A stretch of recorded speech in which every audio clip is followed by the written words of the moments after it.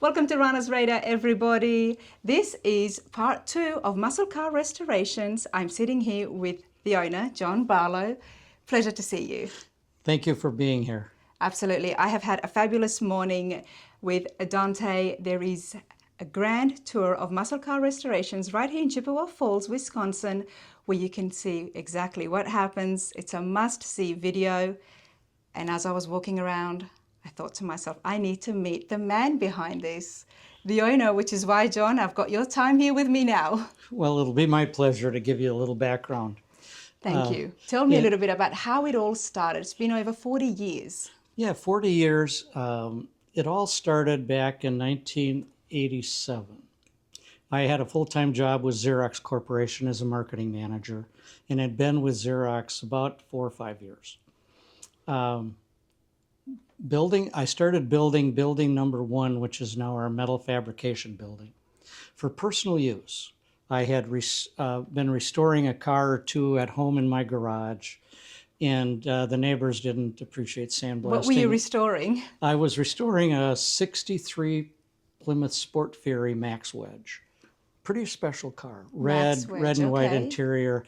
And I really hadn't planned on being in the restoration business. I just did this car for myself and detailed it the way I wanted it, with zinc-plated hardware, painted to the nines, underbody, engine compartment, detailed up, really high detail. And who taught you how to do restorations? I just did it the way I wanted it done. I had some friends help a little with the body work, and I did all the fabrication myself. And I decided to build a building to relocate from my garage. And about halfway through the build of building number 1, I wanted funds to finish the building, so I sold my 63 Plymouth. And I thought I got plenty of money for it. Yeah. I sold it for $17,000, and that's what I needed to finish the building. Well, I sold it to a man in North Carolina that took it to Barrett-Jackson in January of '88. And it set a world's record for the highest priced Plymouth to ever sell at a Barrett-Jackson. I'm going to try not to cry. He sold it for $48,000. Wow. And within a month or two, I got phone calls from people that were at the auction and said, I saw that car, I was blown away. Would you do one for me like you did that? Because I'm thinking $17,000, that's still a lot of money. That was great. A boatload. At that time. Half the price of a 3-bedroom home. Is that what it was? Wow. Back in the day. Wow. So I'm thinking, okay, it's already a lot of money. And then to take it to Barrett-Jackson. And I had never been to Barrett-Jackson. I had never been I really wasn't even a car show person. I just wanted this muscle car. And so it went to Barrett-Jackson, it got sold, and people started calling, and I thought to myself, I'm an entrepreneur. So I said, sure, okay, ship your cars. And so, muscle car began. I got a sales tax license. I started a C corporation, did it all the right way, and hired a couple of part-time guys from the local body shop, and we started restoring these cars. Nights and weekends for myself, because I still had my day job. And you still kept the day job? Oh, I did until 1996. Oh, wow. Nights and weekends, and it was part of my background. Only the Xerox deal was only part of what I did when I was working for Xerox and starting the restoration business. I'm also a commercial pilot, so I did some charter pilot work. Okay. I was an EMT, so I did some part-time work with the local ambulance. I spent Sundays generally at the local drag strip as the EMT. So I was really a busy guy. I bet you were. This is why I wanted to have a chat with you, because as we were walking around MCR, I'm thinking to myself, look at this. This is just run well. The organization here and just the way everything is set up. And part of that background comes with my time with Xerox, working with businesses and learning how they ran their businesses. And with my computer programming background, I could help them develop their zero-graphic services and save money and know how much they're spending and all of that. So I had a lot of business background. Yeah. plus all the other things that I did. And then when the hobby began to grow, I let it grow. I didn't stop it, and met a lot of great folks along the way that helped me. Well, I'm glad you didn't stop it. And also, you started off, one of the things that I mentioned a couple of times is that the labeling, and it's so organized and set out well, because with almost, what was it, 30 to 40 projects happening, Yeah. things can get messy really quickly. It can. But you had a very small shop to start before all of this. So you had a good understanding of how neat you had to be. You have to be organized, and you have to keep track, and you have to be responsible. And as we grew, I was able to purchase more land, and one building at a time, we grew to 6 buildings throughout the whole block. Wow. And organization came easy in that I knew how important it was when I did my own car to keep it labeled and keep it organized. But now I've got all these customers that are depending on me to keep their parts squared away. And every time I talked to a new client, I would ask them what they didn't like about the shop their car was at before. And I just stayed away from anything they didn't like about the last guy. And I learned along the way what to do and how to treat them in the restoration business. And one of the main things is weekly updates and being available. Absolutely. And those two things, and generally speaking, folks that do have cars done at this level are generally business owners, and they're type A personalities, and they want to know. They want to keep informed. So Friday updates started day one, mandatory, and I would do them myself. Wow. Making a phone call or sending out pictures. That started from the first day that you The opened first the business. day, I kept the customers informed every Friday. They got an update, and then we took a lot of 35 millimeter photos. Usually, back in the day, we were developing about 40 rolls of film a week and sending out weekly. We'd get double prints, and weekly we would send out a batch of pictures. Wow. So they saw what was going on, because we didn't do business locally until only about 5 or 6 years ago. Everybody was out of town and an airplane flight away. Wow. So we just kept everyone informed. They felt comfortable. We kept track of their money, and they got an invoice with all the detail of every 10 cents we spent. And they got real comfortable, and we developed a real sense of trust and reliability over the years. And repeat clients. Pleased clients. Yeah. And quality. And one of my earliest slogans, so to speak, was quality and craftsmanship is long remembered after the price is forgotten. And it just says it all. It says it all. It really does. It does. And that's the motto of which we work. I think you run the business, especially when it comes to doing these projects. How would you like it, you as a businessman, if you were giving a lot of money, because it is a lot of money, this is a hobby, it's a very expensive hobby. Very. If you were putting your money into something, how would you like it if you were the customer? Just like I do it. Yeah. Yeah. Yep. With Upfront, the detail, the upfront, the transparency. Yeah, we have a really good accounting department. My controller, she's been with me for 34 years. Wow. She runs the money. She keeps track of it, and she guards the customer's money like it was her own for me. So we know. One of the things that we saw, and I think it's absolutely brilliant, there was QR codes with the parts. So as each technician or fabricator, if they need to get something, there's a designated app where they would scan the QR code. The QR code. And then that will go, because whichever customer they're working with, Exactly. they would have their own digital file.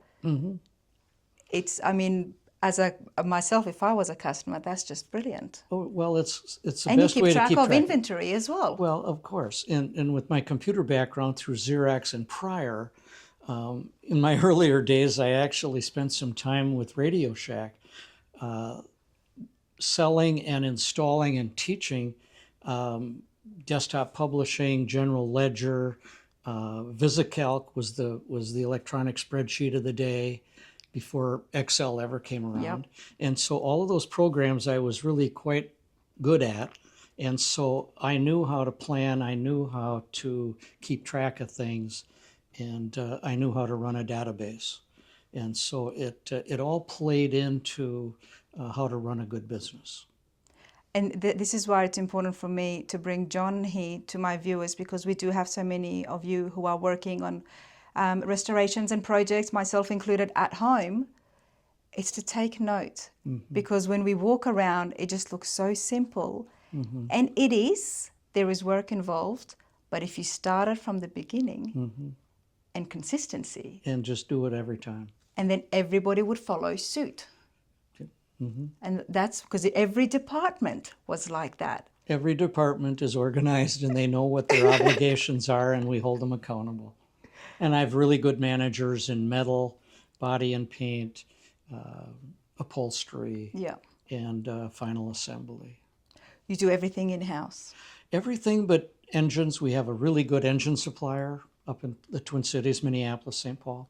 And they've been with me since 1988. And we had I'm contacting them regularly, and I deliver engines and pick them up. And we were reminiscing a few months ago, and they've built over 500 engines for me. We've Wow. done over 550 restorations so far at this company, Wow. and they just keep coming.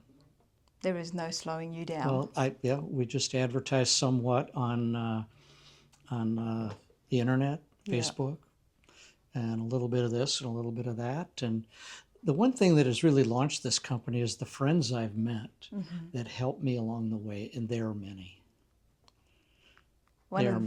One of the things I noticed when I was looking at the website is there's so many testimonials and online Google reviews from strangers, and then there were testimonials from what looked like would have been clients. Yes. And they love that you help them envision their dream. Well, and that's part of my responsibility. The care and custody of their project is about their money, about their vision, about more than just insuring their car while it's here. The care and custody is a big deal. Yeah. And so when I get involved with a client, I visualize their car, their color, their wheels. I can make a print of it in my head. And my mission is to help them achieve their journey. And that's the pleasure that I get. Restoring the cars is hard work. It's pleasing and helping them achieve their journey and get the car of their dreams, not my dreams. Yourself, with the background of Xerox, you did restorations by yourself, but it wasn't like you were looking at doing that professionally in the beginning. Never thought about it. How did you perfect those skills in order to build such a business where now you're restoring a variety of different cars and trucks? And that all evolved over time. I'm somewhat of a perfectionist. I think I get a little bit of an idea. But not to the point where I'm just anal retentive. Perfect where it needs to be, and, not so much where it doesn't matter so much. But it was the complete focus on intent to please the customer. That really drives me. It's not about the money, although it's very expensive. Yeah. But it's really about pleasing the customer, that when they get the car of their dreams, that isn't 98% or 95% or whatever, and they get it home and they find that the wiring's not really all that, not right, or doesn't drive yet. And so driving the project all the way to 100% was always the mission that I carry. And that, we test drive our cars, we use our in-house chassis dyno. All of those things play a part in giving them the best car we can. Yes. Yeah. I think what I've noticed, and just sitting here chatting with yourself, is if the will is there, and to put the effort into learning about something and having the right equipment and the right facilities around you, you can accomplish it. And hiring the right people And that hiring know the more right than you people do. that know more than you do, yeah. Everyone here is really a specialist. I can do a lot of the tasks, but they know how to do it better. Yeah. And that has been my mission in the last 25 years, is to make sure I have the best people. I can't be the best of everything here, but I can hire the best people, pay them well, and let them have the pride of helping this company be its best. And the best person in that field would not be able to run something like this the way you have because it's just not in their DNA. It's correct. You That's need correct. someone like yourself to have the best people and then to run it as smoothly and watch over the entire operations.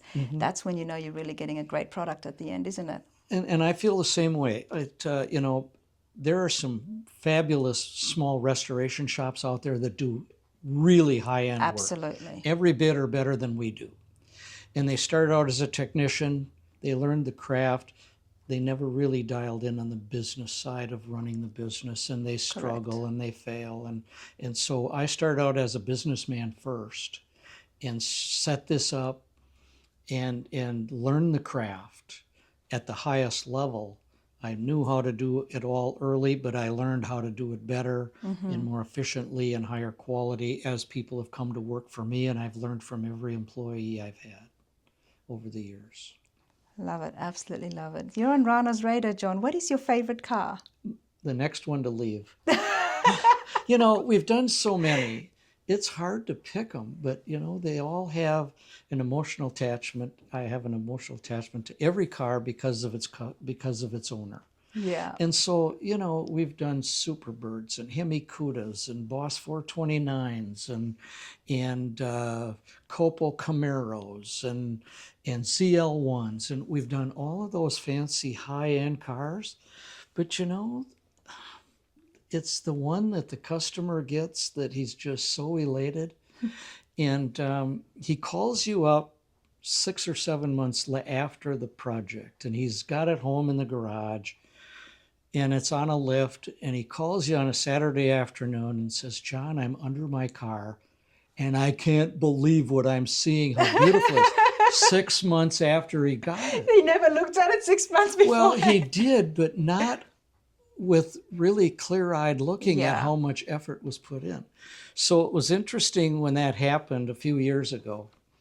I coined a new phrase, and it's like, at muscle car restorations, the more you look, the more you see, and the more you see, the better we look. Oh, And that's it really nice. opened my eyes to, Yeah. they really look at their cars later and realize that everything we did was in an effort to please and give them the finest car that we know how to do. I absolutely love that, and I can see that happening. And it's you lot at home, you have to check out this place. We're talking everything that happens in-house. Interior, the latest 3D scanning, 3D printing, not one but two assembly, massive paint booth, and multiple metal shops, and all the tools, all the equipment, everything. You build it here. Yeah. Then there is even the dyno in-house. An in-house dyno. When did that come about? Well, it was interesting. I was at SEMA Yeah, as we all are at one stage of our life. 20 plus, more than 20 years, maybe 25 years ago. Wow. And I'm walking around, and we'd been invited by Armo, Okay. and I can tell you about that. But I'm walking around, and I see this Mustang chassis dyno, and I'm thinking, wow, I can see this. And so I talked to him, and I bought one. Just like that. Just like that. Gotta And, love SEMA. I got home after SEMA, and I told everybody I bought a chassis dyno. What are you going to do with that? You wait. You see.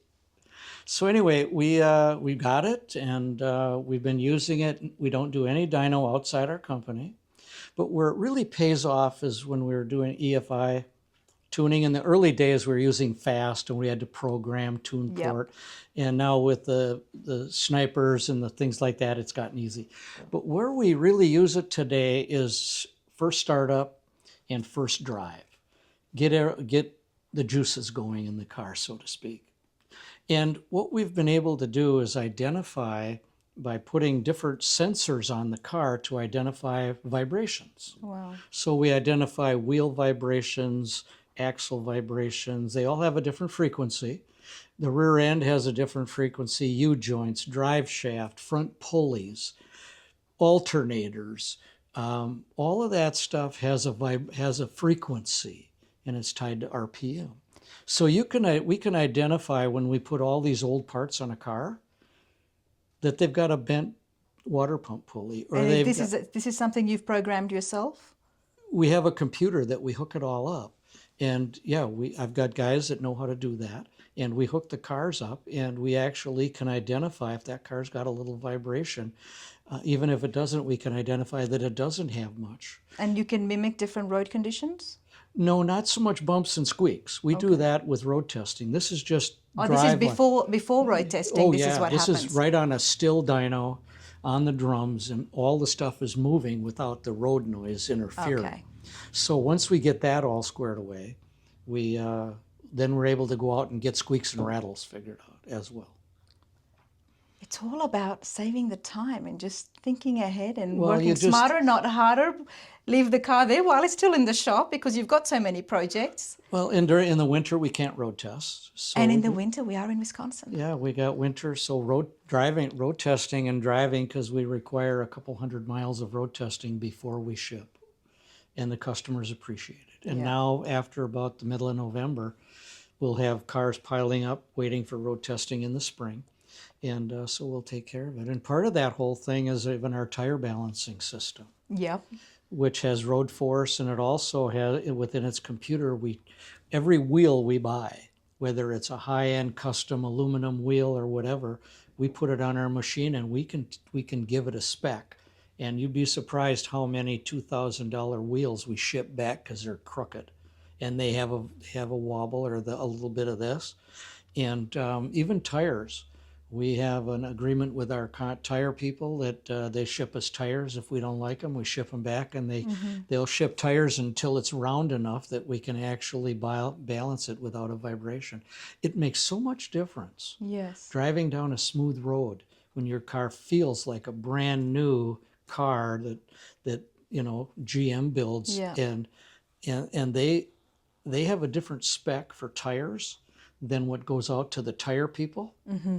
And the best tires go to the factory. All the ones that don't meet spec go to the local tire guy. True story. There you go, everybody. Yeah, yeah. Because obviously going to the factory is And from their and you can testing actually is go more- to more your local standardized. GM dealer and demand that they get a tire that meets spec, a factory original tire spec, Mm-hmm. and you'll pay more, but you'll get a better tire. We appreciate that too. Yeah. Because like I said, not everybody can have that. And I asked Dante this exact same question. I said, well, for those of us who are at home, how do we know that, to avoid getting one that's not in balance? You don't, You don't. unless the tire balancer has where they can figure out if it's the tire or the rim. Yeah. And we check the wheel first, put the tire on, and then we know that it's a problem. The other thing to note that I learned in aviation is the date code the tires were built. And some of the tires, at wherever you buy them, wholesale, wherever, could be 5, 6, 7, 8 years old before you even get them. Because it's just been sitting there. They've been sitting in the warehouse in a corner. And I learned that in the aviation with airplanes I've owned, where when you buy new tires, you got to check that date code because they're really only good for 4 or 5 cycles, which is 4 or 5 years. When the sidewalls break down and the UV starts to affect them. So with the airplane tires, you want those tires have a build date within the last 8 to 10 months. And so people will find one on a shelf, ship it, check that date, send it back, get one that's within spec, so that you're getting a good late model or currently built tire, a fresh tire. Wow. There's a lot in there. There is a lot in there. Yeah.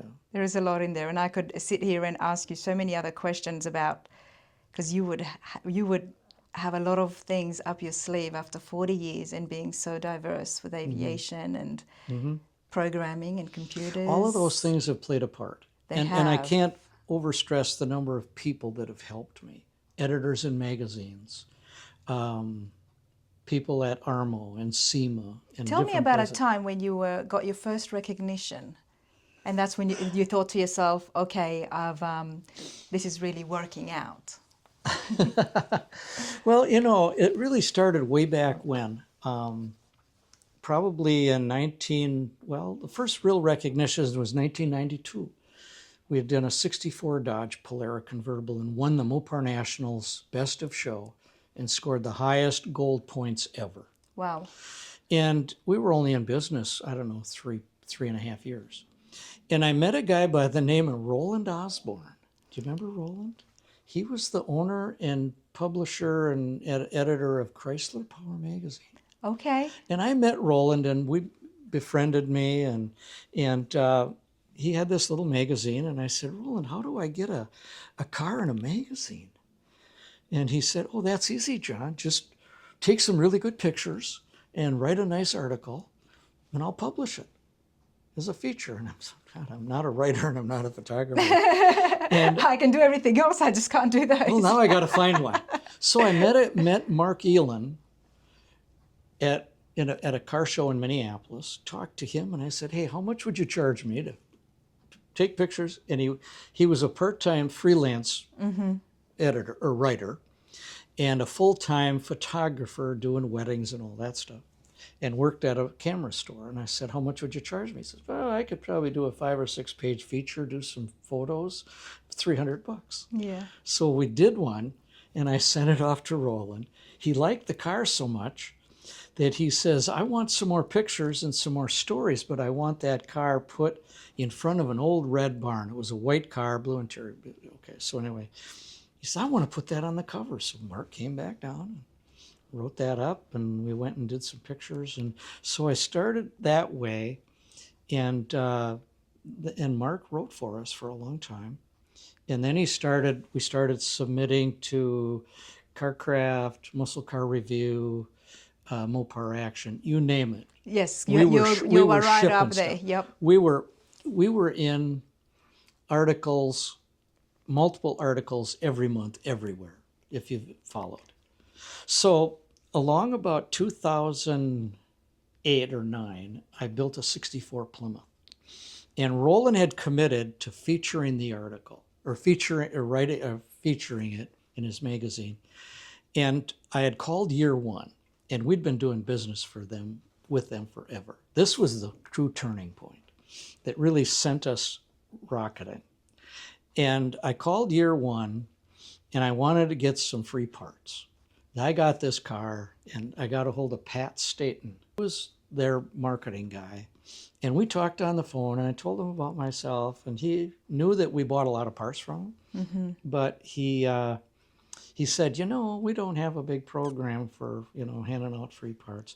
Send me kind of a portfolio of what you've done. And we'd been in business, that was 2008, we'd been in business a while, a lot of magazine articles. So I put together this portfolio and blew my own mind, because I don't keep track of that. Yeah. And I put together about 25 or 30 pages of features and articles and things about muscle car. And I sent it off to him, and he calls me back, and he says, John, we'll take a chance. I'll give you $500 worth of free parts and another $1,500 at cost for your Plymouth Belvedere Hemi, Cross Ram Hemi. And so Roland had committed to the project, and one of our employees and I, we went to Florida to the Garlett's car show. And Garlett's was there, and I had known him for a long time, and he loved the car, and he did a feature video, and he gave me a big trophy for his pick and the whole thing. But I met Jerry Pitt. Okay. You know Jerry? Yeah. Jerry and I met that day, and he was a brand new editor of Mopar Muscle. So he comes over, and I go to introduce, he's selling magazines and handing out T-shirts, And so we start chatting, and he says, you've got that white Belvedere, don't you? And I said, yeah. Let's go look at it. And so I'd had all these vendors of ours, not lined up. Nobody gave me anything except year one. But I had all the vendors all lined up, and I had a plan for Roland Osborne to do a feature. And so Jerry and I go look at the car, and he says, I want to feature your car. There you go. And I said, well, I've kind of made a promise to Roland, and I've got a kind of a game plan, kind of a storyline. He says, I want to feature it. And I says, well, we're leaving tomorrow. Take your pictures. I said, we're leaving tonight to go back to Wisconsin. Yeah. And he says, well, I really need you to come to Lakeland to do the shoot. And I said, well, get me a room, Yeah. pay my mileage. For a couple nights, we'll come down. We'll take an Yes. extra couple of days. So we do that. And in talking with him, I tell him my storyline. I said, here's what we were thinking is here's a restoration shop that does the whole thing. And here's the storyline is putting together the puzzle of all the things you need to do and all the vendors you need to do the right thing. Yeah. Well, he put it on the cover. And if I don't know if you remember the cover. No, I don't, but I am going to find it, and it we are might be going to right put in the deal out here. It was a puzzle with the car cut into puzzle. Right. Well, that 2 days blew into Leader and his class ads and a 5-year-long deal with Holly Performance Nice. and much, much more getting to know Doug Evans and Doug Evans facilitating Chevy High Perform and everything he was in charge of. And it just blew up and these people just embraced me and they just... And it just started off with one question. Yeah. How do I get my car in a magazine? That's how it started. And of course, attend the shows, SEMA, car shows, and meet the people. And we've been to SEMA many times, took cars there. We built 3 cars for Holly before they kind of went out of business some years ago. They had us under contract to build 10 cars, one for each decade. We were contracted to restore cars that SoCal had done. Oh, wow. It was crazy. And we built the Holly Roadrunner, and then we built the Cutlass with, the engine guy out in New Jersey. I can't remember his name now. But at any rate, the drag racer. I'll think of it in a minute. But no, we did all this stuff, and it was all concurrent with everything else we're doing, and just met all those people, and yeah.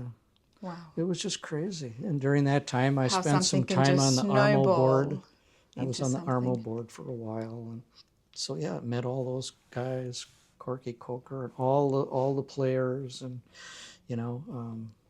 so, yeah, it just, everybody has embraced me. And what's really cool is once Doug got involved and the editors started embracing me, they had a thing about supplied edit. They started paying Mark Elan for everything, and he just started pumping it out, and they paid for all of that. And it was pretty incredible.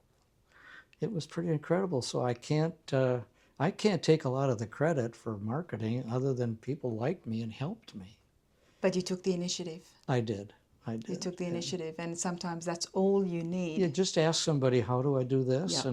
And then, we're still doing tech articles, features. Even today, Mark comes over 4 or 5 times a month, and we're doing tech Finds articles. out what's going on here at MCR. So yeah, there's always something. it's an amazing ride, and we're still doing it, and we all just leave our ego aside, and we come to work every day, and I love it. I absolutely love it. This is just great place, great facility, and I've spoken to a few of the employees via emails. Then I've had the pleasure of meeting Dante today as well. But it's definitely a well-run place. Thank you. And of course, some beautiful cars in the making. Thank you. It's been such a pleasure, John. Do appreciate your time, and I'm sure I'm going to see you again. I hope so. Absolutely. You're always welcome. Thank you. Hope you all have enjoyed that.